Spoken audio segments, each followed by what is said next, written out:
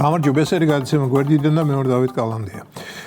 მიხეილ სააკაშვილი გამოდის ინიციატივით, რომ შეიქმნას რეფორმატორთა საბჭო, რომლის თავმჯდომარეს თავად იქნება, ხოლო ნანუკა ჟორჟოლიანს ამ საბჭოს აღმასრულებელი მდივნის პოზიციაზე განხილავს.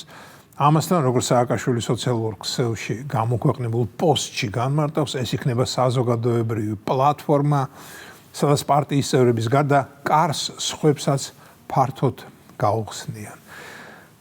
მეგობრებო, არ გეჩვენებათ, რომ მარაზმი ძლიერდება? რომ არ იცოდე, რომ სააკაშვილი ტუსაღია, ციხეში ზის და იმედია კიდევ ძალიან დიდხანს იჯდება, იფიქრებ, რომ ამ ინიციატივით ქვეყნის პირველი პირი გამოდის. ფიქრობ ხოლმე, ის ამას მართლა სერიოზულად ამბობს, თუ თავს ისულელებს, ანუ იგიჟიანებს თავს? იგიჟიანებს იმიტომ, რომ დაარწმუნოს საზოგადოება, ის ფსიქიკურად ჯანსაღი არ არის და მისი ციხეში გაჩერება ცოდვაა. ამიტომ უნდა გამოუშვან და სპეციალურ დაწესებულებაში გადაიყვანონ, სადაც რბილი კედლები და ჯანღონით სავსე ყურადღებიანი სანიტრები დახვდებიან. იქიდან კი გამოძრომა მისთვის გაცილებით უფრო იოლი იქნება, ვიდრე ციხიდან. მართლა მგონია, რომ ის რაღაც რთულ თამაშს თამაშობს. შეიძლება ამ მიმართულებით ადრე თუ გვიან კეთილი დასავლეთიც ალაპარაკდეს. დიახ, სხვადასხვა ევროკომისარი ხმას აიმაღლებს. იტყვის, როგორ შეიძლება ფსიქიურად დაავადებული ადამიანის ციხეში გაჩერება. მოდით გადმოგვეცით და ჩვენ მას შვეიცარიაში დენით ვუმკურნალებთო. ასე თუ მოხდება, ის შემთხვევა იქნება, როდესაც შესაძლებელი გახდება დავეთანხმო ევროკომისრებს, რომ სააკაშვილი სრულიად ავადმყოფია. მის საზღვარგარეთ გაშვებაზე რასაკვირველია, მაინც არ დავეთანხმები. ჩვენ შესანიშნავი სპეციალისტები გვყავს, ქართული ფსიქიატრია ტრადიციულად ძლიერი სკოლა იყო და ჩვენ თვითონ მივხედავთ ჩვენს გამოსააკაშვილებულებს. ისე კითხვა მაქვს მთავრობასთან. პატივცემულო მთავრობო, არ ქონიათ სურვილი, რომ ტუსაღი სააკაშვილი ფსიქონევროლოგიურ ექსპერტიზაზე გაგესინჯათ? მე მგონი საქართველოს ჯანსაღი მოსახლეობის უდიდეს ნაწილს აინტერესებს ეს საკითხი, არის თუ არა ქვეყნის მესამე პრეზიდენტი სრულ ჭკუაზე. მეგობრებო, არ გეგონოთ, რომ ვღლიცინებ. ბევრ რამეზე შემიძლია ვიტლიკინო და ვიმასხრო გარდა ავადმყოფობისა და კიდევ ერთი ორი საკითხისა. რასაც ახლა ვკითხულობ, სრულიად სერიოზულად ვკითხულობ. ამა ტიპი ციხეშია, ყველა არსებული კანონით და წესით მას არავითარი წვდომა არ უნდა ჰქონდეს გარე სივრცესთან და აცხადებს, რომ რეფორმატორთა საბჭო უნდა შეიქმნას და მას თავად უხელმძღვანელებს.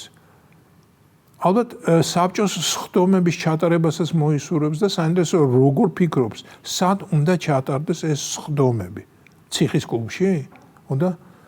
ამიტომაც ვკითხულობ, ამას სერიოზულად ამბობს? და თუ სერიოზულად ამბობს, მაშინ ალბათ ფსიქონევროლოგიური კომისიის მოწვევა არც იყოს საჭირო, შედეგი სახეზეა. კაი, მე ჯანდაბას ამ ტიპს ყოველთვის ეჭვის თვალით უყურებდი და მუდამ მეჩვენებოდა, რომ დალაგებული არ იყო, მაგრამ მისი მრევლი ამას რომ ვერ ხედავს, ესაა ტრაგედია. დარწმუნებული ვარ, პარამიზისნაირები მის წინადადებას მაშინვე აიტაცებენ, სრული სერიოზულობით მიიღებენ და შექმნიან კიდეს ასეთ რეფორმატორთა საბჭოს. რა გამახსენდა, კომუნისტების დროს ლოკალური პარტიული სხდომები რო იმართებოდა, სხდომის საპატიო თავმჯდომარედ ირჩევდნენ ხოლმე ლეონიდ ილიასზე ბრეჟნევს, რომელიც ფიზიკურად რასაკვირველია არ იმყოფებოდა იქ. მე ვამბობ, საქართველოს სხვადასხვა კომკავშირულ პიონერულ თუ კომუნისტურ სხადნიაკებს თავისი პრეზიდიუმით, გამოსვლებით, იაფი ბუფეტით და საბჭოთა კავშირის პოლიტბიუროსადმი გაგზავნილი მისალმებებით. და ალბათ ასე მოიაზრებენ რეფორმატორთა საბჭოს სხდომების ჩატარებასაც. ადგება საბჭოს აღმასრულებელი მდივანი ნანუკა ჟორჟოლიანი და გამოაცხადებს, სხდომის თავმჯდომარედ ვირჩევთ მიხეილ სააკაშვილს. დარბაზი ტაშს დაცხებს, ნორჩი ნაცები შემოირბენენ ყვავილებით, ნანუკა ყველაზე პატარას ხელში აიტაცებს და ამ დროს უკანა ფონზე მიშას დიდი პორტრეტი განათდება. ის ერთადერთი სადაც მეტნაკლებად დალაგებული სახე აქვს. თითი შუბლზე რომ აქვს მიბჯენილი და სადღაც მომავალში რომ იყურება.